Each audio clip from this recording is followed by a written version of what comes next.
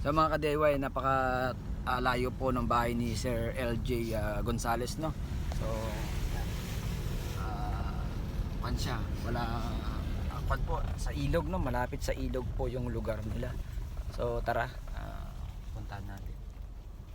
So, let's go na guys. Medyo kwan na. Ay.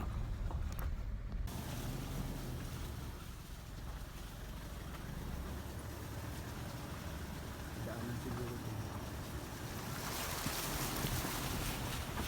So guys, ayan na.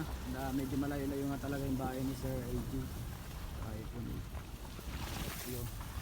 Sinusundan namin yung guide namin, si Kuya. So yan, malayo-layo nga talaga. Walang kuryente po sa installan natin mga boss. So yung update talagang kailangan namin.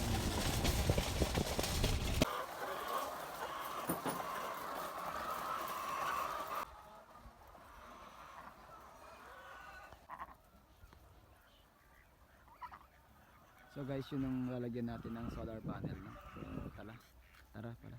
Ayun, dami nilang hayop, eh. Ganso. Ganso dito.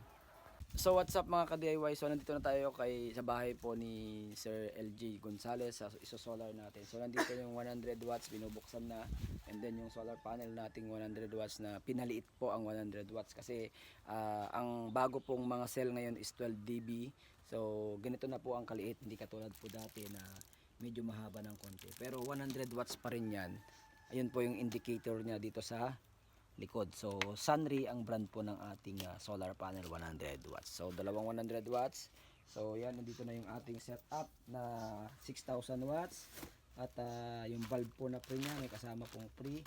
So ito po yung bahay. So ikutin natin mga ka-DIY, no? So lalagyan natin ng lighting dyan na 12 volts. Outlet po na hindi ko alam kung 12 volts o 220 gusto nila dyan. And then switch. And then maglalagay tayo doon ng outlet. So yung setup po natin dito mga ka-DIY, baka dito na po natin ilagay para mas malapit po sa susuplayan, no? So yan, dito na to tayo maglagay ng setup nya. So yan mga ka-DIY, so update namin kayo pag natapos. So thank you for watching mga ka-DIY. God bless, bye bye.